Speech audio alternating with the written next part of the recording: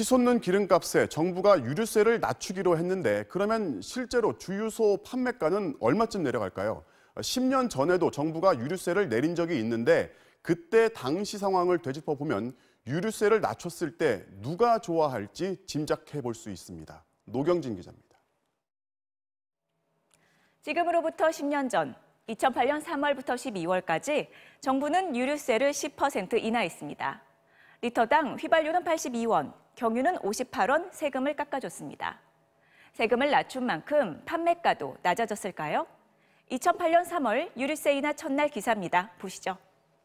경쟁이 치열하지 않은 국도변이나 지방의 경우 기름값을 내리지 않은 곳이 대부분입니다.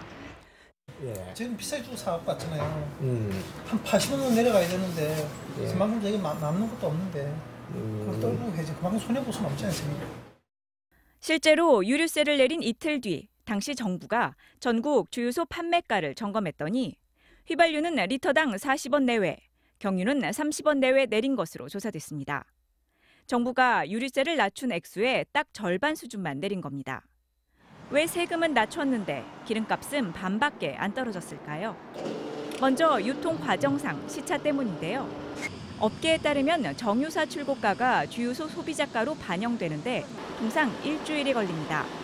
정유사가 세금이 내린 만큼 싼 값에 주유소에 팔아도 주유소는 일주일 뒤에나 가격을 내릴 수 있다는 얘기죠. 그럼 일주일 뒤에는 리터당 80원이 떨어졌을까요? 이번엔 그 사이에 더 오른 국제 유가가 반영됩니다. 2008년을 보면 유류세를 낮춘 첫 주에는 29원이 떨어졌지만 휘발유 값은 3주 뒤부터 오히려 더 비싸졌고 경유는 한 달 만에 106원이나 올랐습니다.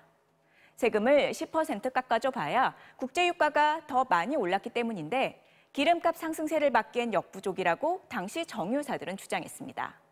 하지만 정유사와 주유소가 중간에 얼마나 마진을 붙일지는 자유여서 실제 세금이 내린 만큼 낮추고 국제유가가 오른 만큼 올렸는지는 투명하게 드러나지 않았습니다. 그럼 이번엔 어떨까요? 역시 국제유가는 계속 오르고 있습니다. 지난주 국내 휘발유 값은 한 주 만에 무려 리터당 15.4원이나 급등했습니다. 다만 지금은 정유사 출고가와 주유소 판매 가격이 모두 공개돼 좀 더 투명해졌습니다.